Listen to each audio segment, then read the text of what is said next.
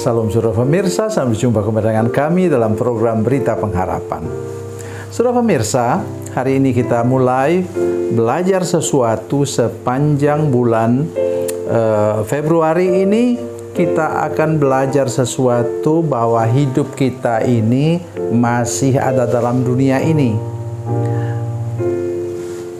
Selama kita masih dalam dunia ini, kita masih berhadapan dengan maut atau kematian, masalah-masalah sosial, masalah dalam rumah tangga, masalah dalam keuangan, dan juga masalah-masalah yang lain dalam hubungan dengan sesama.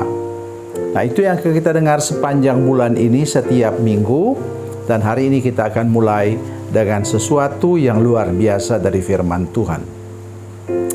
Mari kita berdoa sebelum kita lebih jauh mendengarkan firman Tuhan ini. Bapa, dalam nama Yesus, terima kasih banyak Tuhan. Kami sudah Tuhan izinkan memasuki bulan Februari. Kami percaya bahwa kasih dan anugerah Tuhan yang sudah menyertai kami pada awal tahun ini akan meneruskan pekerjaan-Mu, meneruskan belas kasihan-Mu, anugerah-Mu kepada kami semua. Semua pemirsa, semua jemaat yang menyaksikan program ini. Terima kasih Tuhan, terpujilah nama-Mu. Berkati kami dengan firman Tuhan ini. Dalam nama Yesus, haleluya, amin. Saudara pemirsa, mari kita buka Alkitab kita dari Perjanjian Baru. Dari Perjanjian Baru, Injil Yohanes pasal 5. Injil Yohanes pasal 5 ayat 1 sampai 14, tapi kita hanya baca ayat 14 saja. Yohanes pasal 5 1 sampai 14, kita hanya baca ayat 14 saja. Demikian bunyi firman Tuhan.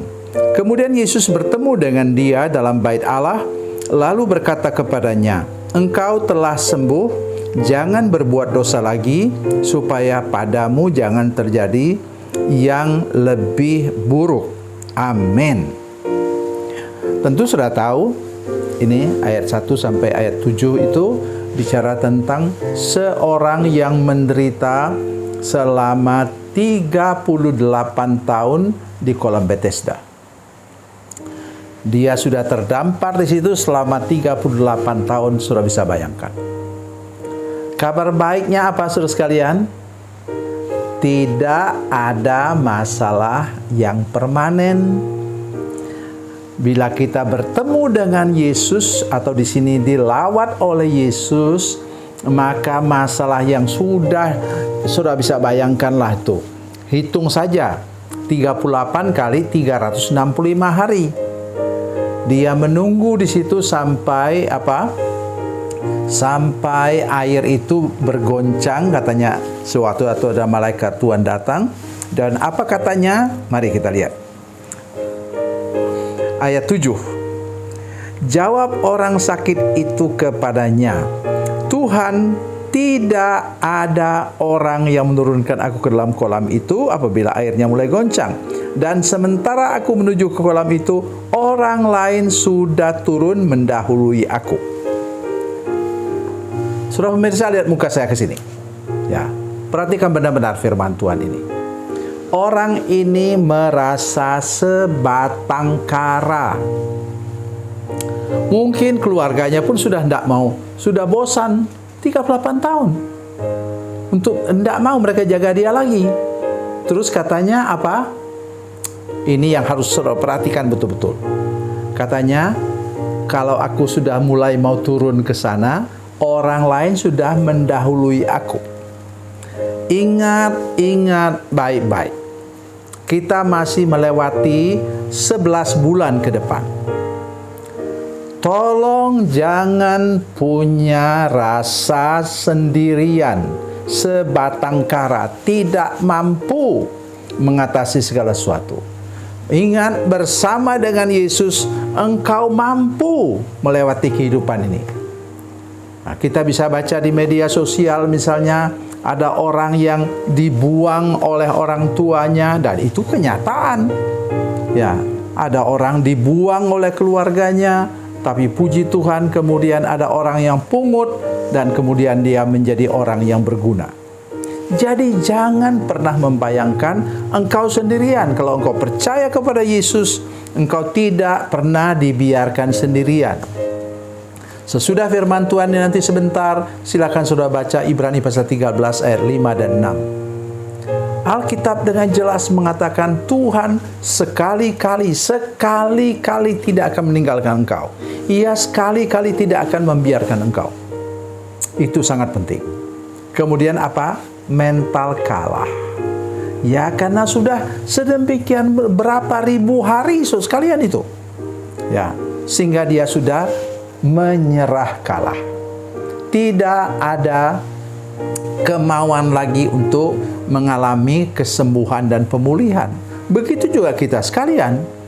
Kalau sudah gagal berkali-kali, usaha ini gagal, usaha itu gagal, usaha itu gagal, usaha yang lain gagal, maka kita biasanya sudah putus asa. Begitu juga orang ini di sini. Jadi saya berharap bahwa semua pemirsa menyaksikan program ini, ketika kita melewati masalah seperti ini, ditinggal oleh orang yang kita harapkan untuk bantu, kita merasa sebatang kara, dan kita sudah mulai punya mental kalah. Dengar firman Tuhan ini dengan baik. Mari undang Yesus, supaya Tuhan Yesus melawat kita, sehingga kita kemudian hidup berkemenangan setiap hari. Tapi jangan lupa tadi, ayat yang pertama saya baca untuk kita sekalian, ayat 14, katanya, ini peringatan dari Tuhan Yesus. Engkau telah sembuh, jangan berbuat dosa lagi, supaya padamu jangan terjadi yang lebih buruk. Jadi ada orang yang bandel, udah tolong oleh Tuhan, sudah sembuh. Ya, saya harap orang itu menyaksikan program ini. Setelah itu tidak mau ke gereja lagi, tidak mau datang kepada Tuhan lagi. Ya, saya tidak tahu dia mau datang kemana nanti bila terjadi penyakit dan kelemahan. Oleh sebab itu, saya pesan kepada kita semua, kalau satu kali saja engkau sudah tolong oleh Tuhan, mari teguhkan hatimu untuk terus mengikut Tuhan dan mengalami pemulihan yang sempurna daripadanya. Tuhan Yesus memberkati, Tuhan Yesus baik. Mari kita berdoa. Bapa, dalam nama Yesus, terima kasih banyak untuk anugerah-Mu kepada kami hari ini. Kami sudah mendengar firman Tuhan yang sangat tegas dan jelas.